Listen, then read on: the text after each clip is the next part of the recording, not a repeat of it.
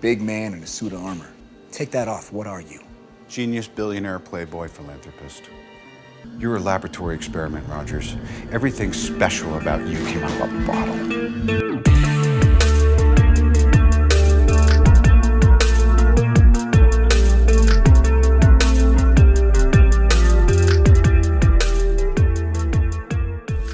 Serum Super Soldier merupakan ramuan fiksi yang digunakan di dunia Marvel. Campuran bahan kimia ini disuntikan ke tubuh Steve Rogers dengan bantuan Vitaris yang bisa kita lihat di scene ini. Jika kalian sudah menonton filmnya, tentunya kalian sudah tahu pada dasarnya Kapten Amerika ini tidak memiliki kekuatan super seperti Thor dengan Mjolnirnya atau Iron Man dengan kostum teknologi canggihnya. Dia adalah manusia normal seperti kita. Akan tetapi, dia memiliki fungsi tubuh yang telah ditingkatkan secara luar biasa pada kapasitas maksimumnya. Dia rentan terhadap senjata tajam, peluru, atau bahkan kekuatan pukulan yang sangat keras. Tapi bagaimana fungsi tubuhnya itu bisa begitu ditingkatkan?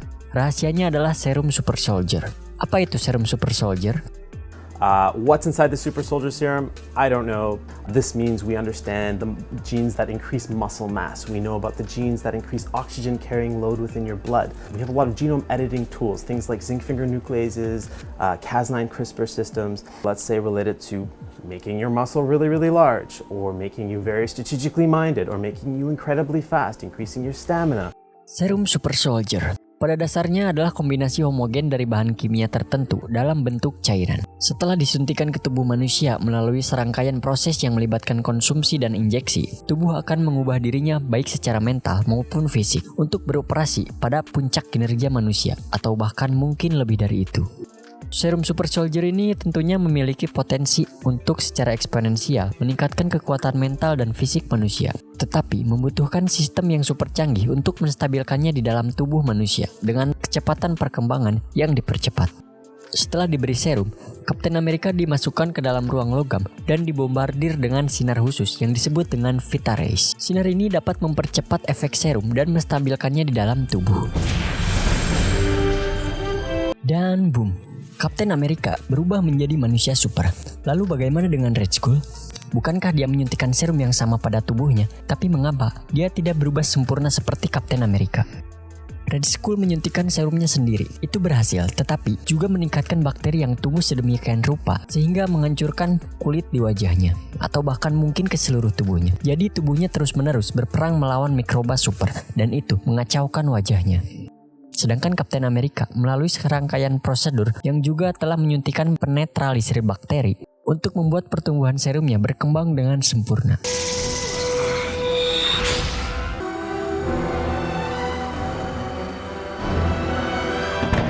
That's 50%. 60. That's 100%.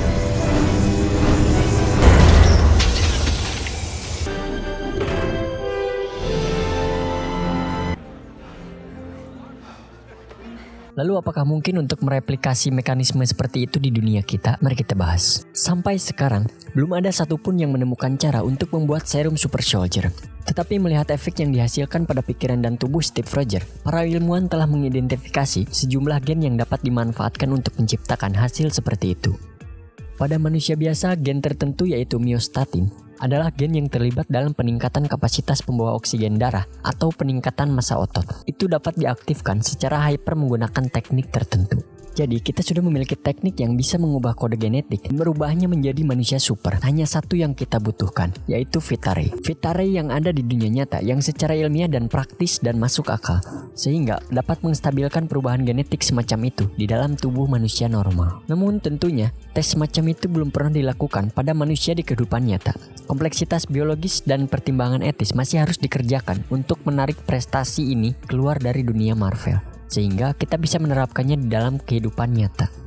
Seperti Kapten Amerika, unsur sintetis americium, yaitu unsur ke-95 di tabel periodik, adalah hasil eksperimen. Itu disintetis di laboratorium oleh pemenang Nobel Glenn T. Seaborg dengan membombardir plutonium dengan neutron. Glenn Seaborg adalah seorang kimiawan Amerika Serikat yang terlibat dalam pengenalan 9 unsur transuranium dari 94 hingga 102. Bersama dengan fisikawan Edwin Mathison Macmillan, mereka menghasilkan unsur-unsur aktinida dalam tabel periodik unsur seperti berkelium, kurium, amerisium, plutonium, dan sebagainya. Ia juga kemudian menemukan satu unsur yang kemudian dinamai dengan seaborgium sesuai dengan namanya sendiri. I had lunch with Glenn Seaborg. Element number 168 is now called seaborgium. Membayangkan potensi bahan utama Super Serum Soldier dan Vita Race, kita masih belum bisa sampai pada kekuatan fiksi Marvel untuk membuktikan bagaimana Roger tidak sama sekali merasakan efek negatif dari steroid dan radiasi UV. Karena pada kenyataannya, efek-efek seperti serangan jantung, delusi, atau terbakar sinar matahari tentunya akan terjadi pada manusia normal di dunia nyata. Kita juga melihat Kapten Amerika masih bisa dihidupkan kembali setelah bertahun-tahun membeku dalam sebuah es. Lalu bagaimana penjelasannya? You've been asleep, Cap, for almost 70 years. Jamur, bakteri, tumbuhan, ikan, dan katak tertentu semuanya dapat bertahan hidup dalam paparan suhu di bawah titik beku dalam waktu lama tanpa membahayakan. Makhluk-makhluk ini mengandung protein anti beku yang dapat merestrukturisasi es untuk membentuk dan melindungi sel dari kerusakan dingin. Dan mungkin juga Kapten Amerika memiliki protein anti beku serupa sebagai bagian dari serum Super Soldier-nya. Dan kemungkinan lainnya, komponen lain dari Super Soldier ini mungkin adalah gliserol, yang mana fungsinya mencegah penyusutan sel yang berlebihan dengan molekul air untuk menghindari kehilangan karena osmosis dan dehidrasi pada pembekuan. Ahli kimia yang mempelajari kriopreservasi jaringan dan organ manusia untuk aplikasi medis sedang mengejar komponen tersebut untuk penggunaan seperti teknologi reproduksi perbantuan dan transplantasi. Lalu bagaimana dengan perisai Kapten Amerika? Apakah ada penjelasannya secara teori ilmiah? Kita akan bahas lain waktu. Jika ada pertanyaan atau koreksi, mari kita diskusikan di kolom komentar.